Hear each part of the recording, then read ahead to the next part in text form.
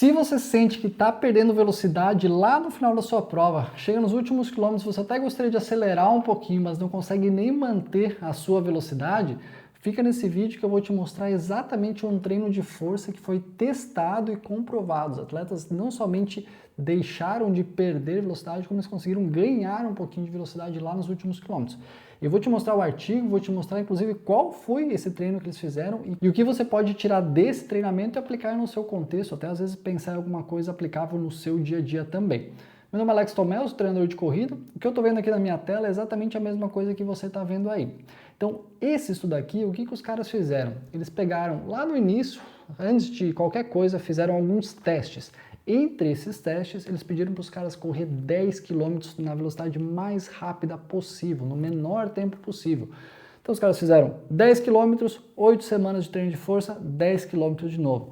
Pô, Alex, mas só fizeram isso? Não, eles testaram outras coisas também. Mas para o nosso vídeo aqui, eu vou trazer somente a questão dos 10 km, que é desempenho mesmo, né? A coisa que mais importa para a gente aqui. Então é interessante a gente entender primeiro quem são esses atletas. Eles pegaram 18 corredores, todos homens, tá? Em assessorias locais. Esses caras faziam 10 km entre 35 e 45 minutos. Só para a gente começar a ter uma ideia de qual era o nível dos atletas. Eram homens bem treinados, tá? Então eles dividiram esses 18 homens em dois grupos. Um grupo fez só treino de corrida, outro grupo fez treino de corrida mais treino de força. E aí a gente vai avançar aqui para ver os resultados, o que aconteceu depois dessas 8 semanas. E antes mesmo de te mostrar o treino que eles fizeram, eu quero só te mostrar os resultados, porque isso aqui muda completamente a nossa visão do artigo. Eu sei que é gráfico, pode parecer um pouquinho chato, mas eu quero te simplificar isso de uma maneira bem interessante, tá? Vamos focar nessa parte onde tem a letra A, naquele quadradinho ali. Então a gente vê que nesse gráfico você tem na parte vertical a velocidade, então a gente tem ali 8, 10, 12, 14, 16 km por hora. E embaixo a gente tem a distância. Então a gente tem lá 2.000, 4.000, 6.000, 8.000, 10.000 metros, ou seja, 10 quilômetros, e aqui mostra a velocidade dos caras. Então a gente vê que as bolinhas brancas foi o 10 quilômetros deles antes da intervenção, do treinamento. As bolinhas pretas é depois do treinamento. Então o que a gente pode ver? Vamos começar pelas bolinhas brancas. Eles foram mantendo ali mais ou menos 15 km por hora no início, baixou um pouquinho para 14 e continuaram mais ou menos por ali até o quilômetro 7. Mais ou menos no quilômetro 7, você percebe que eles começaram a perder um pouco mais de velocidade, começou a abrir uma boca, parece um jacaré que está abrindo uma boca. Então o branco desceu um pouquinho, lá no final conseguiu acelerar um pouquinho. Agora olha o preto. O padrão se manteve o mesmo, mais ou menos até o quilômetro 7. Só que a partir daí eles conseguiram manter um pouco mais a sua velocidade. Chegou no final, conseguiram até acelerar um pouquinho. Então você percebe que mais ou menos ali no quilômetro 7, essa boca começa a abrir. O que isso está nos mostrando? Que antes eles perdiam velocidade a partir do quilômetro 7 e agora eles deixaram de perder essa velocidade, conseguiram manter a sua velocidade e até aumentar um pouquinho lá no final. Esse aqui foi o grupo que fez o treinamento de força. Se você olhar do lado ali na letra C, você está vendo o grupo controle, que só fez corrida, não fez o treinamento de força. Eles também fizeram o treino antes e depois, o teste máximo de 10 km. Você percebe como ficou igual antes e depois? Não teve essa mudança, não abriu essa boca. Nos dizendo que o grupo que fez o treino de força conseguiu manter mais a sua velocidade, principalmente a partir dos 7 km. Na parte final, eles conseguiram não perder velocidade. Isso é muito interessante. E olha embaixo ali, só para a gente finalizar essa parte do gráfico, tem o B e o D. O que é esse gráfico? Aí ele está nos mostrando a percepção de esforço dos atletas, antes e depois. Mesma ideia, tá? Bolinha preta, bolinha branca. O que a gente está vendo aqui? Não teve diferença nenhuma, nem no grupo de força, nem no grupo controle. Isso aqui pode dizer assim, pô Alex, mas então não mudou nada?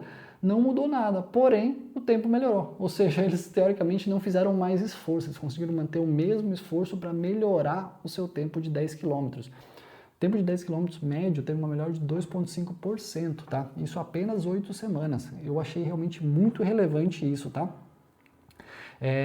Então, agora a gente pode ver assim, tá, mas como foi esse treino? Porque a gente viu que o resultado foi muito bom. Apenas 8 semanas melhorou 2,5% o tempo dos 10 km. Mas como é que foi esse treino? Eu já vou te mostrar, antes de esquecer, eu só quero te falar da Masterclass que a gente vai fazer semana que vem, no dia 11/6, às 20 horas. Eu e o Guilherme D'Agostini vamos falar sobre treinamento de força. É uma aula muito legal, na verdade é uma aula, mas a gente está chamando de Masterclass, mas na verdade a gente vai estar trocando uma ideia sobre treinamento de força. Tem vários treinadores que vão estar presentes, já mandaram várias perguntas para a gente e a gente vai responder essas perguntas. Para quem nos acompanha há mais tempo, lembra do Força para Endurance, a gente faz essas lives toda semana, ficava ali respondendo algumas perguntas em relação a isso. Então, se você tiver interesse em participar da aula, é totalmente gratuito, só dá uma olhadinha no link aqui embaixo, tá? Bom, vamos lá sobre a estrutura de treino, como ela foi feita. Primeiro, eles fizeram um treino de força 2 vezes por semana, com diferença de 72 horas entre um treino e outro.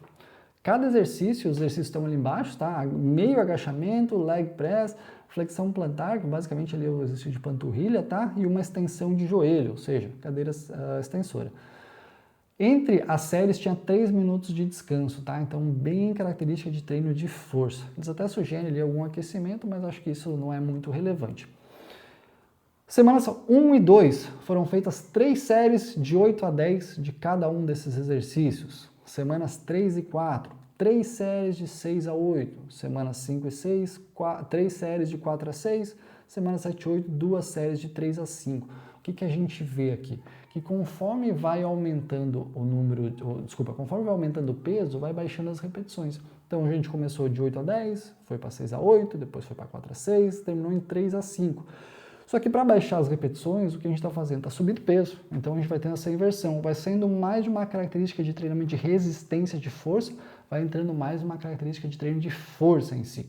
Lembrando que 3 minutos de intervalo entre cada uma das séries, tá? Apenas 4 exercícios. Então aí, meio agachamento, leg press, flexão plantar e cadeira extensora. Então a gente já viu os resultados, né? Os caras ganharam força, ganharam potência, porque eles mediram ali pelo drop jump, ganharam mais velocidade pico lá na esteira, ou seja, eles conseguiram aumentar a velocidade de pico lá na esteira. O desempenho do 10 km melhorou também 2,5%. E os autores eles colocam aqui que a melhora dos 10 km ela se deu nos últimos 2.800 metros, ou seja, na parte final da prova, praticamente nos últimos 28% da prova, foi onde a gente observou uma melhora realmente mais significativa.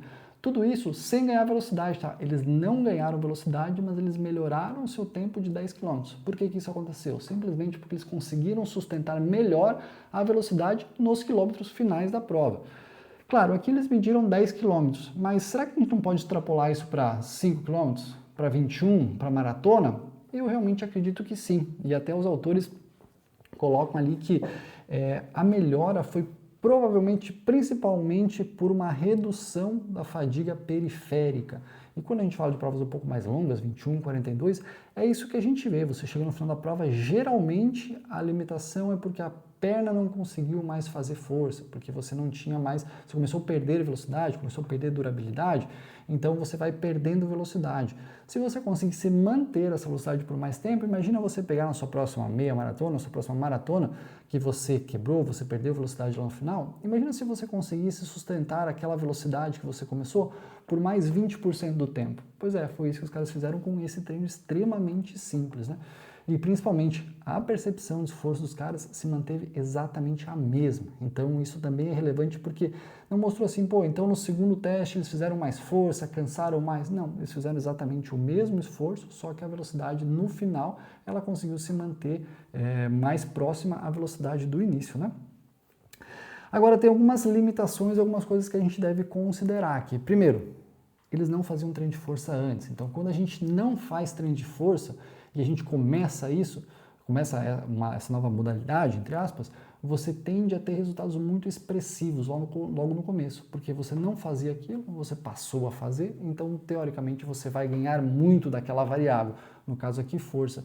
Então se os caras já fossem experientes no treinamento de força, talvez esse treino aqui fosse muito simples, eles precisariam de algo um pouquinho mais avançado.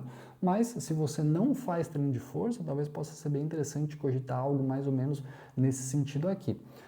Segundo ponto extremamente relevante, o treinamento não foi pareado. Então, os dois grupos fizeram treinamento de corrida, só que um fez mais treinamento de força. Então ele ficou treinando mais tempo, porque fazia corrida, mais força, enquanto o outro descansava. Então esse grupo aqui treinou mais. Treinando mais, teoricamente você melhora mais. Então talvez o justo ou melhor aqui seria vamos fazer o seguinte, vamos incluir o treinamento de força, só que vamos incluir mais um pouquinho de treinamento de corrida aqui, para ficar ao mesmo tempo em exposição. Isso não foi feito. Porém, se a gente vai pensar assim, olha, eu não posso mais correr porque eu já começo a sentir um pouco de dor no joelho, não posso mais correr porque eu não me sinto, até não quero mais correr. Então, talvez colocar um treino de força possa ser uma excelente maneira de você melhorar a sua corrida sem correr mais. Então, talvez você possa considerar isso, essa adição de uma nova modalidade. Terceiro, eu devo replicar exatamente esses exercícios? Olha, eu particularmente não replico exatamente assim. Por quê? Eu acho que pode ter uma composição um pouquinho maior de exercícios, principalmente pensando em abdômen, pensando em superiores, porque aqui eles quiseram medir exatamente 10 quilômetros.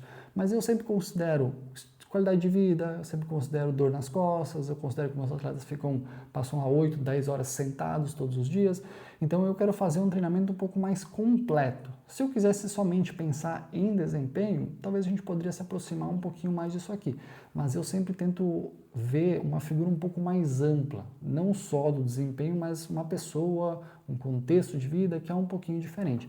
Então eu não replicaria exatamente isso aqui, eu teria um pouquinho de cuidado com isso. Inclusive tem formas até mais avançadas, né? A gente vai fazendo uma caminhada, começa do mais simples e vai avançando até chegar lá no treinamento complexo, que é um pouco mais à frente. Mas se você não tem nenhuma ideia, a gente pode começar a dar uma olhadinha para isso aqui. Talvez possa te trazer algumas ideias aí para você aplicar no seu contexto e possivelmente melhorar seu desempenho na corrida também. E era isso que eu queria mostrar para vocês hoje. A gente sempre parte da teoria e aí quando vai para a prática a gente tem que avaliar o contexto, entender se é exatamente assim que você vai aplicar, se precisa fazer alguma mudança, entender qual o seu nível de atleta, qual o seu objetivo, tudo isso. Eu não estou trazendo aqui para você replicar esse treinamento, nada disso. A ideia é para a gente ter um pouco mais de informação para daí sim aplicar no seu contexto. Mas quem estiver com a gente lá na aula dia 11, a gente vai falar muito mais sobre isso. A gente vai ampliar esse assunto e vai ser muito legal. Se tiver a oportunidade, sugiro dar uma passadinha por lá, porque eu tenho convicção que você vai aprender bastante. Valeu!